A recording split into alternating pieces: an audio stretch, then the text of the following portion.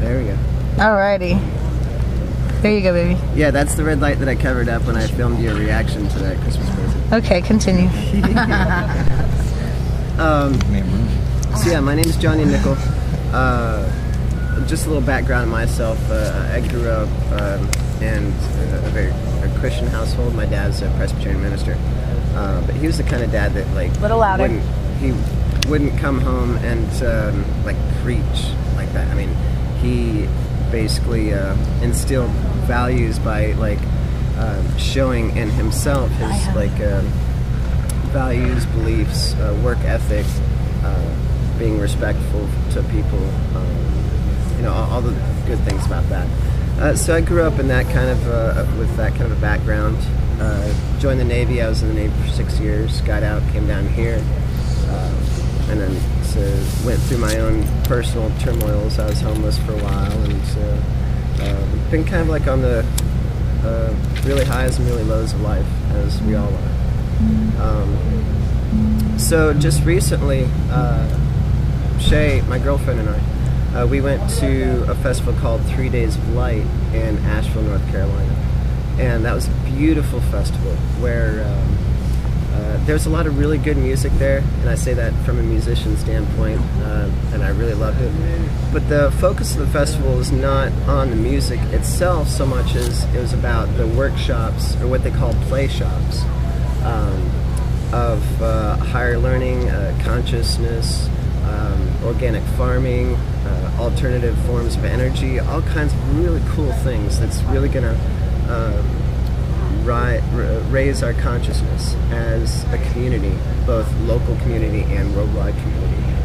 And that kind of festival is what Shay and I wanted to bring back home with us, and help foster here in this community. We already have very beautiful, conscious people here, and we seek to reinforce that with what we learned at 3 Days of Light and what we've learned since then. And that's where Rising Light came in, and we, along with some other people in our community, kind of came together and formed Rising Light to effectuate this, bring it about. So I was thinking about what I could do to help with this, and there's one thing that everyone has in common, no matter what culture you're from, no matter what kind of paradigms you're raised in. Everybody, every single person on this planet, from birth to death, seeks to increase happiness and decrease suffering. And that's what we all want. And but we don't always know how exactly to go about that, which is why we have all the things like hunger and war and politics in some cases, and all the nasty things that bring about suffering, because we don't always know how to decrease the suffering and increase the happiness. And that takes time, that takes wisdom, that takes knowledge, it takes sharing ideas and coming together to raise our collective happiness. So what is happiness? Anybody want to take a stab at that one? And if not, that's okay. Good feeling. A really good vibe. Yeah. It's truly knowing yourself, mind, body, spirit. Above all your body is really knowing yourself. Yeah. Life without struggle. Life without struggle. Loving yourself. Yeah. Loving yourself is a very important part.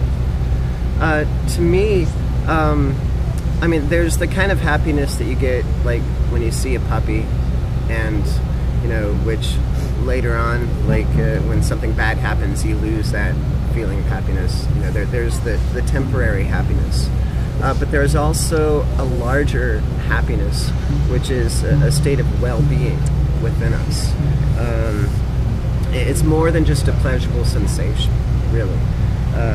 It's a sense of, what I have written down is a sense of serenity and fulfillment, a state that pervades and underlines all emotional states and the joys and sorrows that come our way. Basically, one way that I think about it is, you look at the waves in the ocean. Towards the shore, you have these waves that they go up, but when they go down, they crash against the rocks, scattering the water everywhere, creating ripples, and it's very shallow there. You look out in the deep water, it's so deep there that you get the rises and the falls of the waves, the rises and falls of life, but the ocean is not affected. The ocean is deep, and the water is there, and it remains calm and peaceful underneath. I was in submarines in the Navy, I know that for a fact.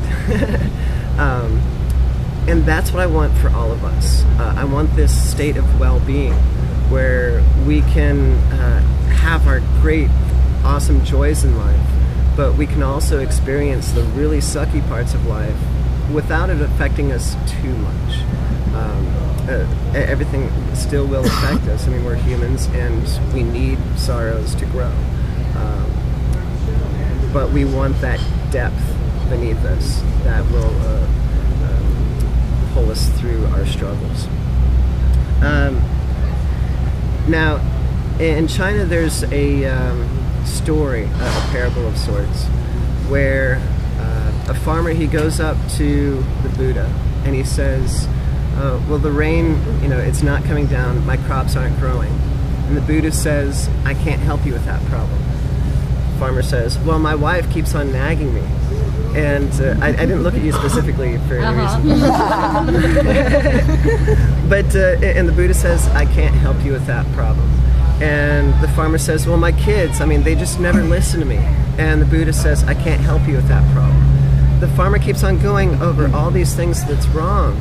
And finally, after 83 different things that's wrong, he says, Buddha always says the same thing, I can't help you with this problem. And the farmer says, well, what can you help me with?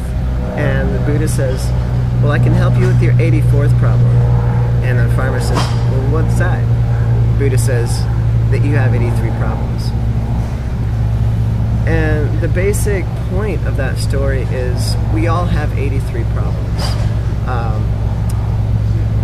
But what we need to know, and the 84th answer is that we need to not maximize these problems more than what they really are, and we can handle these problems together, and we can use these problems to help us grow.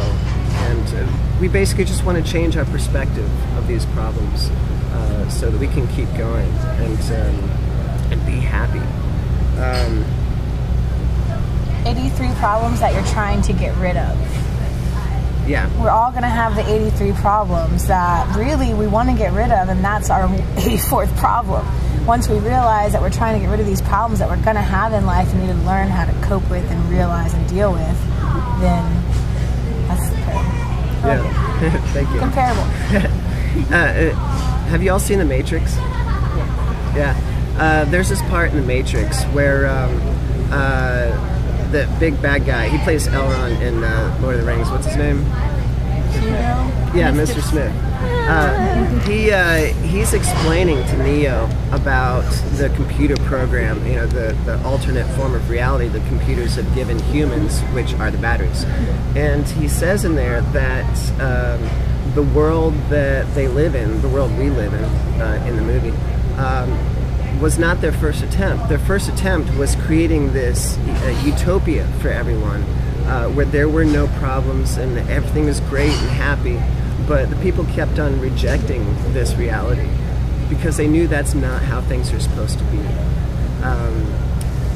And we have all these problems in life, and like I said, they help us grow.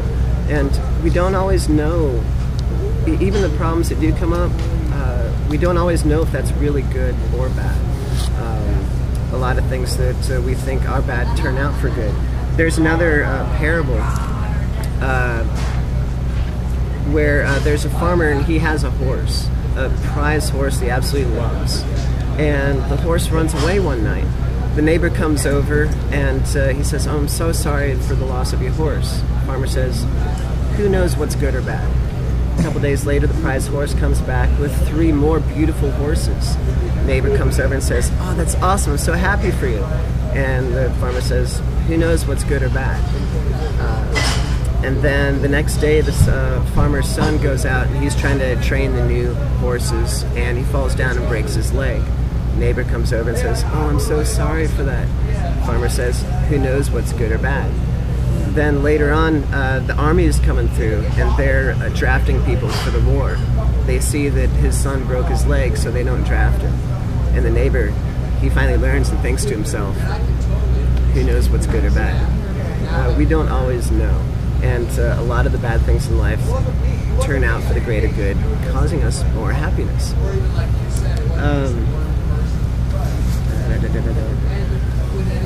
Now, one thing that's interesting is if you look at the brains of our ancestors, like Homo erectus and the prehistoric man, and compare them to our brains now, we have about 1.5 pounds more of brain matter than they do. And the reason for that is we have a frontal lobe now that they did not have. And this frontal lobe allows us to experience the future. And I can show that right now. Volunteer? You. Oh, sorry. Do you like Ben and Jerry's? Sure. Okay. So if Ben and Jerry's came out with a new flavor, liver and onions, would you like that? See, she just experienced the future. She experienced a future reality where she went to the store and she bought Ben and Jerry's liver and onions ice cream, and she tried it and she didn't like it. And thankfully, to her frontal lobe, experiencing that future allows her to not have that future. She has chosen that. And a lot of what happens in life is what we choose. Also, there's been a lot of studies where, well, just one other thing about the frontal lobe is the fact that we're more evolved now that we have that frontal lobe, but the not quite so evolved part is the fact that it's often wrong. We look at these possible futures and we're like, okay, some things are a bit more obvious with the liver onions. But some things, even things we think are obvious, are not so much. There's been a lot of case studies where one in particular, they took a man who won the lottery, something like $43 million, and took another man, opposite extreme, he became quadriplegic. All right? Now, a year later, who's happier? Most people would think the guy who won the lottery, but that's not true. In this particular case study, and this is just one out of a lot, they both wound up being about the same happiness. You look across the years, and ever since the 1950s and before, even given for inflation, incomes have risen. We've grown accustomed to so much new, really awesome things in our life, possessions and all kinds of things. And the quality of life is going up and up and up. We never used to have air conditioning. But if you look over this period of time, happiness level of the general population has remained the same. It's normally been about 30%, give or take. About 30% of people are really, truly happy. And this is what we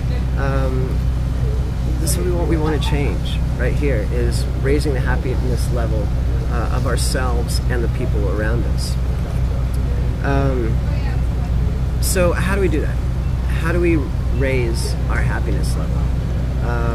Any ideas? Grateful for what you have. Exactly. Being grateful for what you have. More? No one knows how to be happy. All right, my work is cut out for me. Spending time with good friends. Letting your light shine. Yes, definitely. I kind of think of that as like wearing funny hats. Me personally, I think wearing funny hats is awesome for happiness because it makes you feel happy because you're wearing a funny hat. It makes other people happy because they get to look at your funny hat. And putting rainbows on your shoes. I don't think everybody was trying Nice. I'm like walking around. I was looking to see if you had some on your shoes too. Very, very cool. One thing about happiness is, what do you do when you want a nice big buff body? You go to the gym and you train your body. What do you want to do when you want to gain more knowledge about a particular area? You study it, you read up on it. you go to school and you learn it. And by the way, the best thing about going to school is going for the education, not so much the grades. But that's kind of like a separate thing. But you know, you train yourself, and the same thing is it's the exact same thing with happiness. We can train ourselves to be happy. Happiness is not just like this fleeting thing. Sometimes we have it, sometimes we don't. There's the law of attraction, and what we put out into the universe and what we call into ourselves happens. Have any of you seen The Secret? Well, if you haven't seen it, try to remember that, and I'll put out a reminder on Facebook. Be sure to be friends with me on Facebook if you're not already. But watch The Secret. It's a really great movie, and it can explain it a lot better than I can.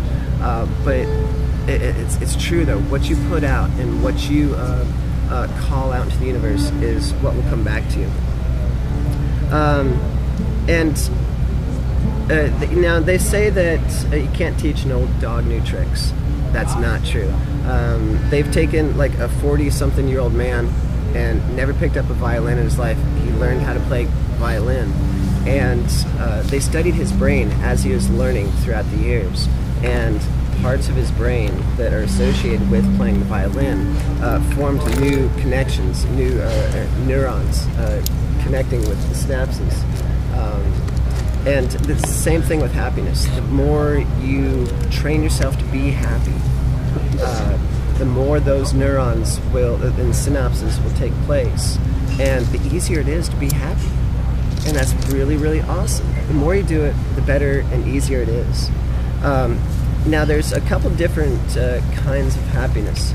There's natural happiness and there's synthetic happiness. Any guesses as to which one is better? Just kidding. Unnatural is my vote. They're both the same. Natural happiness is, well, I don't need it. Natural happiness is what you feel when you get what you wanted. Synthetic happiness is what we make when we don't get what we want. And they're both happiness. They're both good. It's great. And synthetic happiness, that's the part that comes easier with practice and with inviting yourself and allowing yourself to be happy. So all that there is part of training your mind.